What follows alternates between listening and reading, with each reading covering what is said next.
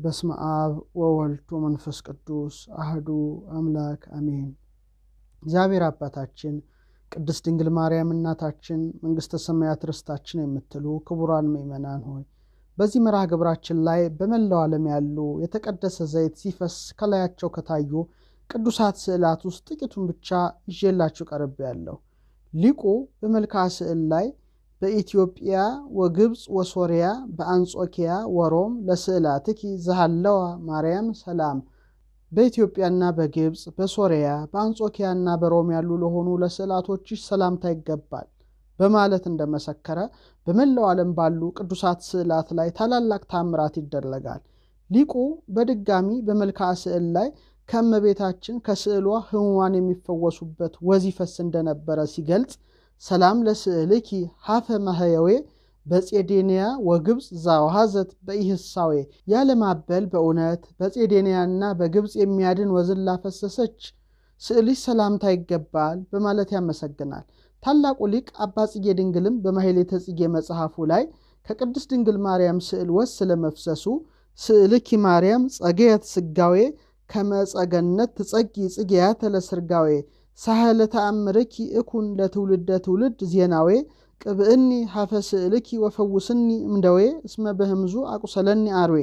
የገነት ዛፍ አበቦችን ለሽልማት እንደምታብብ ማርያም ስዕልሽ ግዘፍን አበበች። የተአምርሽን ዜና ለልጅ ልጅ የምነግር ሆን ዘንድ የስዕልሽን ወዝ ቀቢኝ፣ ከበሽታም አድኝኝ፣ እባብ አውሬ በመርዙ በኃጢአት አቁስሎኛልና በማለት ለእስራኤል ከደረቅ ዓለት ላይ ውሃ ያፈለቀ ለሶምሶን ከአህያ መንጋጋ ውሃን ያፈለቀ ጌታ በተለያዩ ጊዜያት ከእናቱ ከቅድስት ድንግል ማርያም ስዕል ላይ ሕሙማን የሚፈወሱበት የተቀደሰ ዘይት አውጥቶ ድንቅ ተአምራትን ገልጧልና ከዚህ በረከት ተሳታፊ ይሆን ዘንድ ሊቁ አባ ጽጌ ድንግል ተመኝቷል። በዚህ አጭር ቪዲዮም በመላው ዓለም በተለያዩ ሀገራት በቅዱሳት ስዕላት ከተፈጸሙት ተአምራት ውስጥ ዘይት ያፈለቁ ከስዕሉ አካል ላይ ቀይ ደም ስለታየባቸው ቅዱሳት ስዕላት የተወሰኑትን እናያለን። አንደኛ፣ በግብጽ ሀገር በፖርት ሳይድ ከተማ በአባ ብሶ ቤተ ክርስቲያን የምትገኘው የእመቤታችን ስዕል። በተለይቺ ስዕል ከየካቲት 4 እስከ 10 ባሉት 7 ተከታታይ ቀናት ያለማቋረጥ ስክሪኑ ላይ እንደምታዩት ከስዕሏ ላይ መዓዛው ድንቅ የሆነ የተቀደሰ ዘይት ይፈሳል። በሚፈስበት ጊዜ የሀገረ ስብከቱ ጳጳስ፣ ቀሳውስት፣ ዲያቆናት ይገኛሉ። ከፍተኛ ምስጋናንም ያመሰግናሉ። ከዚያም ለሕሙማን ፈውስ ሊሆን ከእመቤታችን ስዕል የወጣውን የተቀደሰ ዘይት ለምእመናን ያከፋፍላሉ። እጅግ በከባድ ሕመም ያሉት ከዘይቷ ተቀብተው ጠጥተው ይፈወሳሉ። ከስዕሏ የሚፈሰው የተቀደሰ ዘይት መዓዛው እጅግ የተለየ ልብን የሚመስጥ ሲሆን እኔም በዚያች ቦታ ተገኝቼ የሚፈሰውን ዘይት በማየት ከበረከቷ ተሳትፌያለሁ። ሁለተኛ፣ የካቲት 5 የምትታሰበው ከጉንጮቿ ደም እየፈሰሰ የሚታይ አቃቢተ ሆህት ደጃፍን ጠባቂ በመባል የምትታወቀው የእመቤታችን ስዕል ናት።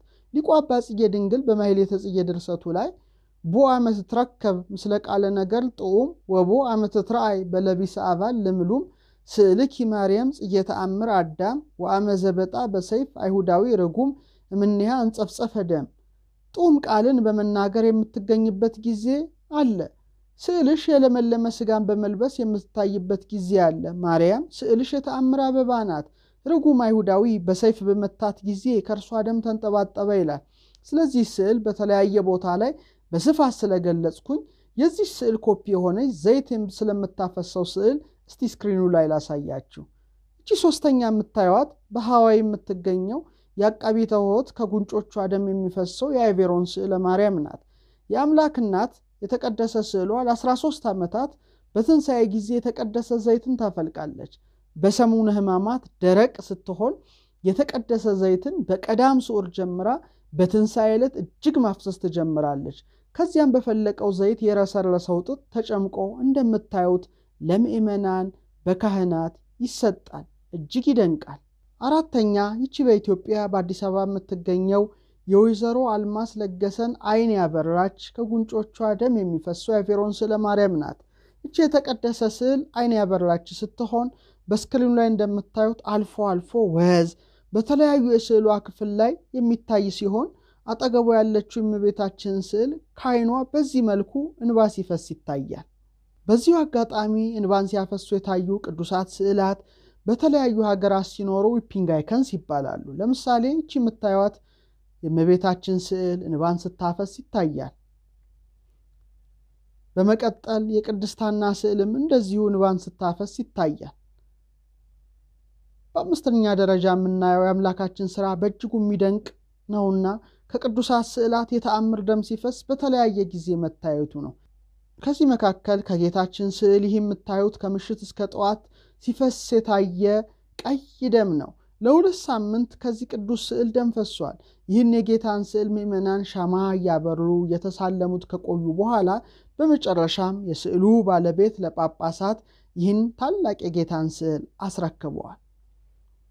ስድስተኛ በራሻ በቤተ ክርስቲያን ውስጥ ከመቤታችን ጉንጭ ላይ ደም እየፈሰሰ የሚታይ ሲሆን እጅግ ብዙ ምእመናን እየሄዱ ያዋታል። ከስዕሏም ይባረካሉ። በስዕሏ ፊት እየጸለዩ ከከባድ ደዌ ይፈወሳሉ። ይህችን ስዕል ተመራማሪዎች እናጥና ብለው በማስፈቀድ የመረመሩ ሲሆን ከደም አስራው ከሚወጣው ደም አይነት ጋር ተመሳሳይ ሆኖ አግኝተውት በእጅጉ ተአምሩን አድንቀው ምስክርነታቸውን ሰጥተዋል። ሰባተኛ በራሻ 2000 እንደ ጎርጎሮሳዊ ዘመን ቀመር በቅዳሴ ጊዜ ከጌታችን ቀኝ እጅና ከራሱ ላይ ቀይ ፈሳሽ በድንገት መፍሰስ ጀመረ ከስዕሉ ላይ። ከሳሙትም በኋላ ምእመናን ብዙዎች ከከባድ ሕመም ተፈውሰውበታል። ከጎረቤት ሀገራት ጭምር በመሄድ ይህን ስዕል አይተውታል። በስክሪኑ ላይ እያያችሁት ትገኛላችሁ። ስምንተኛ ክራይሚያ በቤተ ክርስቲያን ያሉ የጌታችንና የእመቤታችን ስዕል እንደዚሁ ቀይ ፈሳሽ ደም መሰል ሲያፈሱ ታይተዋል። ዘጠነኛ ገባሪተ ተአምር የምትባል እቺ የእመቤታችን ስዕል በዚህ ተመሳሳይ ተአምር ታይታለች። 10ኛ በዩክሬን የጌታ ስዕል እንደዚሁ ቀይ ደም ሲፈሰው ታይቷል። 11ኛ በግሪክ አቴንስ በስቅለት ዕለት የጌታ ስነ ስቅለት በዚህ መልኩ በተአምር የተቀደሰ ደም ሲወጣ ከስዕሉ ላይ ታይቷል። 12ኛ 2014 እንደ ጎርጎሮሳዊ ዘመን ቀመር መጋቢት ላይ በጆርጂያ የጌታ የተቀደሰ ስዕል በመቅደስ ውስጥ በዚህ መልኩ ቀይ ደም ሲያፈስ ታይቷል። 13ኛ ጥር 2015 እንደ ጎርጎሮሳዊ ዘመን ቀመር ዩክሬን ላይም የእመቤታችን ስዕል ቀይ ደም ሲወጣ ታይታለች። ስለዚህ ምእመናን ታላቁ ኢትዮጵያዊ የመልክዓ ስዕል ደራሲን በአድናቆት ሰላም ለስዕልኪ ቦ ጊዜ ዘትትናገር ወቦ ጊዜ ዘትክኡ ደመ ተአምር፣ አንዳንድ ጊዜ የምትናገር አንዳንድ ጊዜ ተአምር ደምን ለምታወጣ ስዕልሽ ሰላምታ ይገባል በማለት እንዳመሰገነ ይህንን ድንቅ ተአምር በቅዱሳት ስዕላት ላይ ገለጸ። ልዑል እግዚአብሔርን በማመስገን ይህን መርሃ ግብር አበቃው። ወስብሐት ለእግዚአብሔር።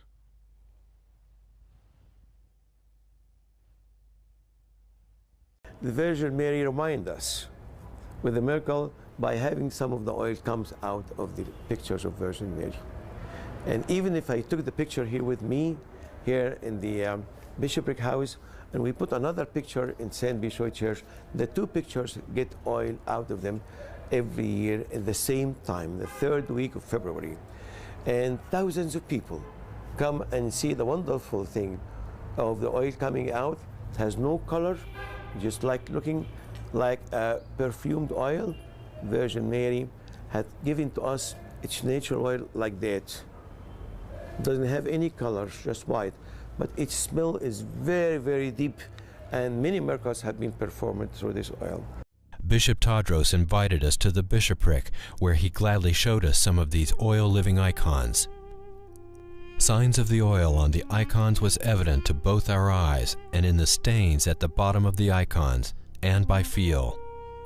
Oil was still clearly present at the icons. In this video, a group of priests are shown transferring oil collected in a plastic bag from one of the icons in Port Said to bottles for transfer to other Coptic churches around the world. The Church of St. Bishoy in Port Said has received thousands of letters from those who have been healed by the oil from the Virgin Mary icons. This one is from a man whose blindness was cured by the oil from one of the icons. Others speak of healing from cancer, infertility, arthritis, and so on. These letters bear witness to the power of miracles, modern-day miracles in people's lives.